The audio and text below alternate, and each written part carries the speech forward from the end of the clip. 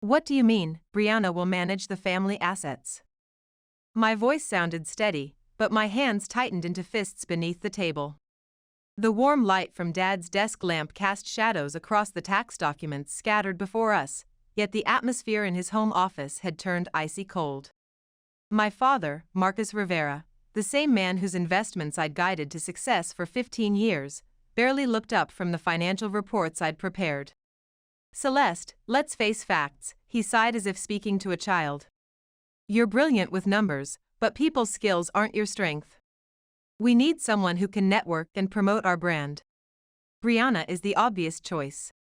Brianna sat directly across from me, her designer blazer perfect for her latest Instagram post, scrolling through her phone with a confident, smug smile. She had contributed nothing when our family's portfolio nearly collapsed in 2008. Now, with our assets thriving due to my careful analysis and tax strategies, she was being handed control of everything. I've managed every tax return, every investment decision for this family since I was 15, I responded sharply, my voice cutting through the sound of papers rustling. Without my work, you'd have lost everything to the IRS years ago.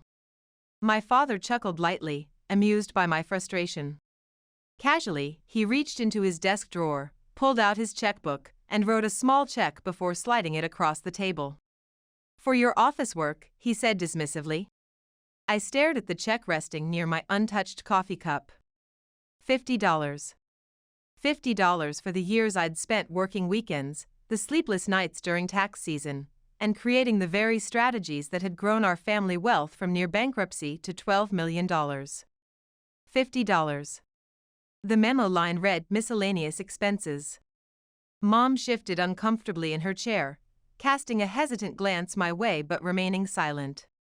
She had always supported Dad's decisions without question. Everyone was silent. My eyes returned to my father, the man I had admired and spent my life desperately trying to impress. At that moment, clarity washed over me. It had never been about competence, dedication, or results. It was about being the favorite daughter. I see, I finally whispered, quieter than intended. Calmly, I picked up the $50 check, folded it into my notebook, and stood. Celeste, don't be dramatic, Dad said with a dismissive wave. I smiled softly, feeling oddly peaceful. I'm not being dramatic. Clearly, my role in this family is unpaid labor, so I'll be resigning from that position. Brianna laughed softly, barely hiding her enjoyment. Celeste, Mom began gently, but I was already leaving. My footsteps echoed firmly against the hardwood floor as I walked out, not shouting, not slamming doors, simply exiting. The next morning, I arrived at our family office early as usual.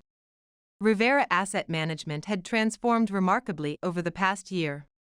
Previously, it had been a chaotic mess of disorganized files and missed deadlines.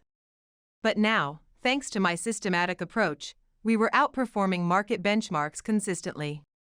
Our portfolio management had attracted several high-net-worth clients, and our tax strategies had saved the family hundreds of thousands annually. Yet today, something felt off. The receptionist avoided eye contact. Dad's assistant suddenly became very busy with filing when I passed by. Reaching my small office, I saw the door already open. My desk was empty, my computer gone, and even my files were missing. The nameplate reading Celeste Rivera, CPA, had been removed. Brianna sat comfortably in my chair, setting up a ring light for what looked like a video shoot. She looked up with a bright, artificial smile. Oh, good morning, Celeste. Didn't Dad tell you? I'll be using this space for my content creation, and you won't need to come in anymore, Brianna announced casually, adjusting her camera angle. My stomach dropped, but my face remained calm. What about the client files? The quarterly reports are due next week? I asked evenly. Brianna shrugged as if it hardly mattered. Dad's hiring a real accounting firm. Professional people who understand business relationships. She smirked lightly. He actually suggested you take some time to find your own path. Maybe get some hobbies. Don't worry, we'll manage just fine without you. I took a slow, steady breath, feeling my heartbeat pounding loudly in my ears. After all my sacrifices, my unpaid overtime, and the countless financial crises I'd prevented, they were casting me aside, treating me like I was worth no more than the $50 check my father had mockingly written for miscellaneous expenses. I glanced at Brianna, then at the Rivera Asset Management logo on the wall. Once, it had represented family, trust, and legacy. Now it symbolized nothing but betrayal. Yet I didn't protest or argue. I simply nodded, understanding perfectly. Then, with quiet dignity, I turned and left. They believed they'd won, expecting me to fade quietly into obscurity. But as the elevator doors closed behind me, I made a promise to myself: they had no idea what was coming next. The next day, I didn't return to the family office. Instead, I sat in my home office, surrounded by 15 years of client files I'd carefully copied over time. I didn't resist their decision. Instead, I quietly planned. Within days, it became clear Brianna was struggling. She knew nothing about managing multi-million-dollar portfolios, spending her time creating content about boss babe lifestyle while ignoring tax deadlines and compliance requirements. Soon, our family's reputation was crumbling. Everything I'd built was unraveling before my eyes, prompting me to make a bold decision. If the Rivera family didn't value me, I'd create something better. Late one evening, I met secretly with 3 people who truly understood my worth: Sophia, a wealthy widow whose estate I'd managed for years; Ian, a fellow CPA who'd always respected my expertise; and Devin, the tax attorney who'd witnessed my skill firsthand. All 3 had quietly distanced themselves from Rivera Asset Management recently, recognizing the impending disaster. Sophia leaned in, her voice serious. "Celeste, what's your plan?" I slid a folder onto the table, revealing months of careful, secret preparations. "Rivera and Associates," I said simply, confident they would support me without hesitation. Brianna and my father had overlooked one critical detail: the client relationships. Rivera Asset Management might own the contracts legally, but they could never truly replicate the trust I'd built without me. But the truth was, I had maintained personal relationships with every client long before Dad formalized the business. My expertise, my track record, my reputation, it was all mine. I had never needed the Rivera name to succeed. For the next month, I worked quietly, setting up my independent practice and reaching out to clients who valued competence over family connections. Once ready, I didn't compete with Rivera Asset Management. Instead, I offered superior service to their most profitable clients. Within 2 weeks, I had multiple retainer agreements signed. By month's end, I'd secured enough business to sustain myself, a 6-figure income from clients who trusted my judgment. I wasn't just leaving my family's business, I was taking their best clients with me. The first sign of trouble for Rivera Asset Management was subtle yet devastating. Their largest client quietly transferred their portfolio to my new firm, followed quickly by others. Brianna panicked, posting desperate LinkedIn content about family loyalty while Dad scrambled to find a replacement accountant. But the reality was simple: the wealthy clients had moved on, and my superior expertise was now serving them independently. Rivera Asset Management had become irrelevant practically overnight, and I was only beginning. 7 months later, I sat comfortably in the conference room of the most prestigious accounting firm in the state, coffee cup in hand, attending their quarterly partner meeting. This gathering attracted the industry's elite, senior partners, tax specialists, and wealth management experts. And this year, I was being considered for partnership. When my achievements were announced, I stood confidently as the senior partner spoke. "Tonight, we recognize Celeste Rivera, whose independent practice has grown to manage over $50 million in client assets. Her expertise in tax strategy and wealth preservation has made her invaluable to our most demanding clients." The approving nods around the room filled me with pride. As my eyes scanned the conference table, I thought about my family, probably struggling with their 3rd failed accountant. Their reputation was in ruins, and they knew it. I smiled, not with bitterness or revenge, but with satisfaction. I had finally understood the lesson they unintentionally taught me: I didn't need their approval or support. I'd achieved success on my own terms, and this time, there was nothing they could do about it. Exactly 1 year had passed since that humiliating family meeting when my father had handed me a $50 check like a tip, dismissing my efforts, and Brianna had smugly claimed my office. It has been 1 year since I left quietly, determined to prove them wrong. Now, running Rivera and Associates and reviewing our latest client statements, I couldn't help but smile. My practice was thriving with over 60 clients, while Rivera Asset Management was hemorrhaging money and facing an IRS audit. The moment I'd anticipated arrived precisely at 9 a.m. when my secretary announced, "Celeste, your father and sister are here to see you." I took a deep breath, knowing this day would eventually come. "Send them in," I said calmly. Brianna entered first, looking exhausted despite her designer outfit, followed by my father, who seemed older and utterly defeated. They had finally realized they had lost. "Celeste," my father started carefully. "We need to talk." I calmly gestured to the chairs in front of my desk. They paused briefly, perhaps realizing for the first time they were in my territory. Eventually, they sat. Brianna fidgeted, tapping her nails nervously, avoiding eye contact. My father sighed deeply.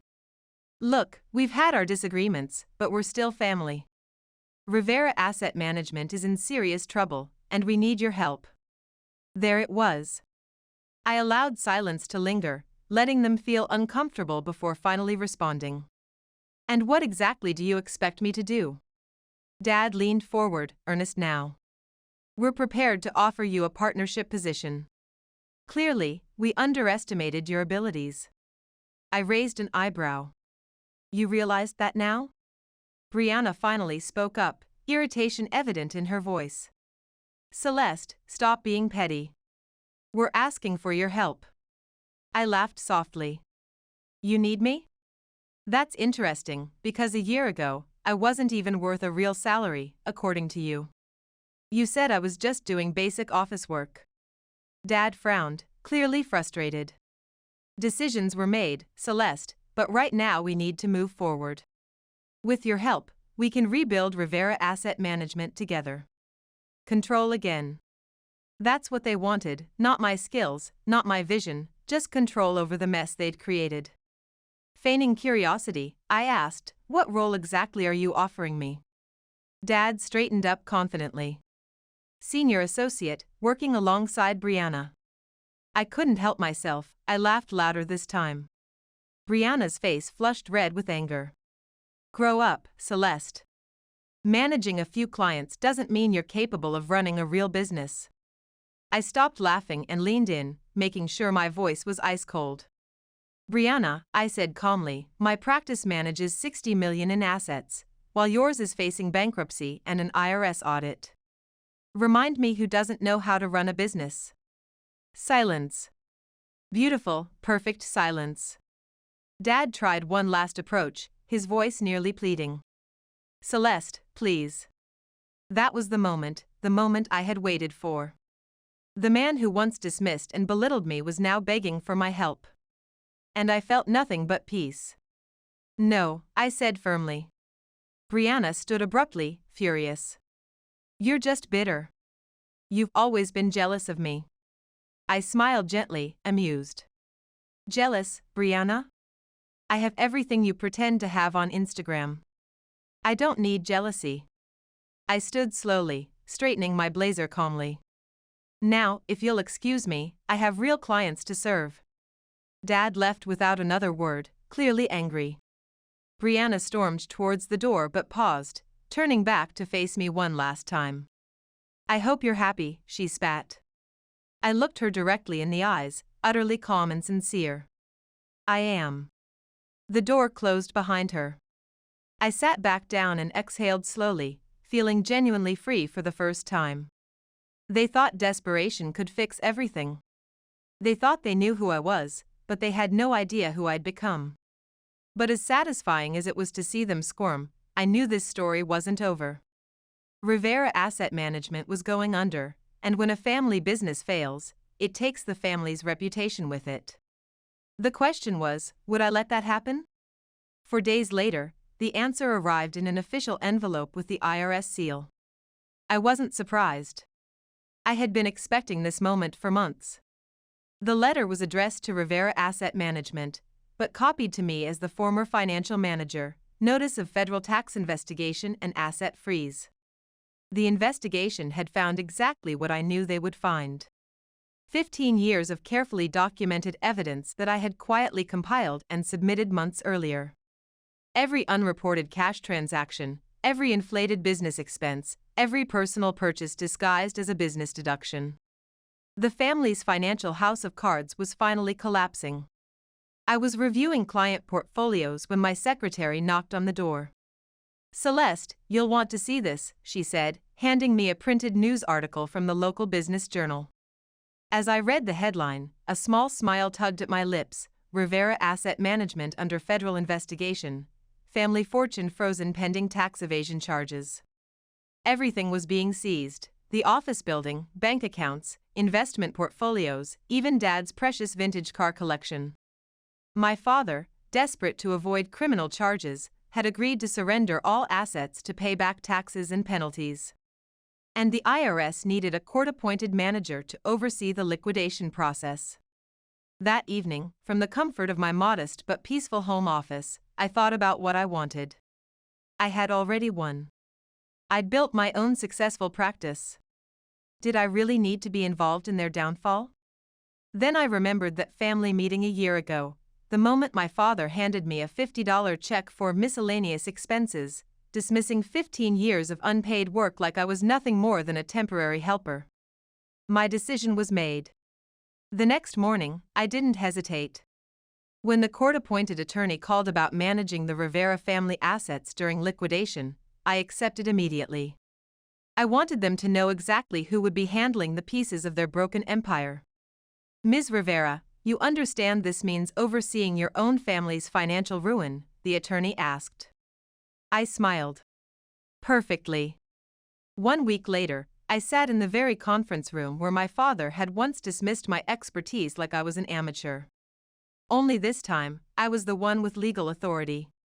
The asset inventory lay before me, and my signature would determine what happened to everything my family owned. Brianna and my father sat across from me, flanked by their criminal defense attorneys. Their faces were pale, their confidence completely shattered. Dad looked like he'd aged a decade in just 1 week. Brianna couldn't even look at me. "I still can't believe you reported us to the IRS," she muttered. "Reported you?" I asked. I simply provided accurate documentation of financial activities I had witnessed. "Isn't that what a responsible accountant should do?" She glared. "You know what you did." I leaned back in my chair, fingers tapping gently on the asset liquidation forms. Interesting. A year ago, I was just doing basic office work, remember? Not qualified for real business decisions. And now you think I orchestrated this entire investigation? Dad sighed heavily. "Celeste, just tell us what you want." I picked up my pen, held it for a moment, then slid a document across the table. He blinked. Brianna frowned. "What is this?" "My recommendation to the court," I said simply. He read the first page, his expression changing from confusion to disbelief. "You're recommending complete asset forfeiture? Everything?" Brianna gasped. "The house? Your childhood home? You want them to take everything?" I smiled. "That's right." My father's voice rose. "Why would you do that to your own family?" I met his eyes with calm clarity. "Because I never needed the Rivera family money. But you did. And you treated me like unpaid help. Now I'm simply doing my job as a court-appointed asset manager, ensuring full compliance with federal tax law. But I did want one final thing." I pointed to a small clause at the bottom of the recommendation. My father leaned in to read it, and his face went pale. Brianna grabbed the document, her voice trembling as she read it aloud: "All remaining business assets and client relationships to be transferred to Rivera and Associates, the only viable successor entity with established client trust and regulatory compliance." She stared at me, furious. You're not just taking the business, you're taking everything we built. I held her gaze, steady and unflinching. Yes. Rivera Asset Management will never exist again. The name will be retired. The legacy ends here. It'll disappear, just like you tried to make my contributions disappear. My father clenched his jaw. You're doing this just to get back at us. I shook my head slowly. No. I'm doing this because some things don't deserve to survive when they're built on lies. This time, I picked up the pen and signed my recommendation. Just like that, it was over. The Rivera family empire ended in legal documents and silence. And with it gone, Rivera and Associates flourished. With no competition from my family's tainted reputation, my practice grew faster than ever. Former Rivera clients came to me seeking honest financial management. Their legacy was gone. Mine had only just begun. 5 months later, a letter arrived at my office, no return address, just a single handwritten note inside. Celeste, I don't expect forgiveness, but I hope one day you'll understand. Dad. I read it once, then I shredded it along with the other documents scheduled for destruction. As the paper disappeared into the shredder, I smiled. I had completely and unquestionably won. 5 months had passed since that final court hearing dissolved Rivera Asset Management. 5 months since my father and sister walked out of the courthouse with nothing but legal fees and tax debt. And for the first time since it all began, I felt true peace. Rivera and Associates was thriving. Without the Rivera family name dragging down my reputation, I had expanded rapidly. Every quality client who had fled my family's chaos was now under my professional care. Annual revenue, $850,000. Client satisfaction, 100%. Professional standing, unmatched in our market. But it wasn't the numbers that made me proud. It was walking through my office each day and seeing a practice built on integrity, clients who trusted me because of my competence, not family connections, a business I had built from the ground up on my own, without needing anyone's approval. Still, the past has a funny way of showing up when you least expect it. One afternoon, an envelope arrived, unmarked. Inside was a cream-colored invitation with gold lettering, Annual CPA Society Gala honoring excellence in professional service. I had nearly forgotten about it. Every year, the State Accounting Society hosted this prestigious event. This year, they were honoring ethical practitioners who had shown integrity under pressure. Apparently, my handling of the Rivera family situation had impressed the professional community more than I realized. The invitation wasn't a coincidence. They wanted to recognize me publicly for my professional courage. But instead of feeling triumphant, I made a different decision. I was going.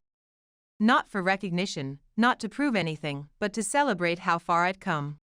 The night of the gala, I stepped out of my practical sedan in a well-tailored navy dress, confident, calm, a woman who had earned her place through merit.